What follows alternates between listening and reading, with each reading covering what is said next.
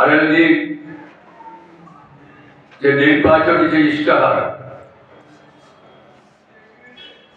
সেই ইশতেহার অনুসারে কাজ করার জন্য জনসাধারণের কাছে দায়বদ্ধতা দান করি। এর উপরন্ত যেখানে যাই কিছু থাকো, আমাদের উচিত ইলেকশনে হার জিত আছে। অবশ্যই আমি আগেও বললাম, হারার জন্য কোনো কেউ ইলেকশনে যায় না,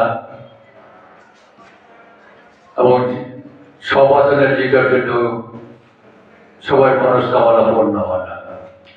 আমার এমনও আছে, এবং কোন কোন প্রার্থী, দলের প্রার্থী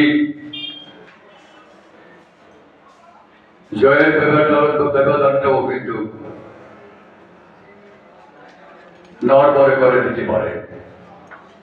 তার জন্য কারোর সাথে শত্রুতা নয়, আমাদের এই শান্তি সম্প্রীতি যাতে বজায় থাকে এবং সারা ত্রিপুরাভাবেই আমাদের এদের সারা জেনারেলের যাতে শান্তি সম্প্রীতি, যাতে এই নির্বাচনী পিরিয়ডে যাতে কোনো কিছু না হয়।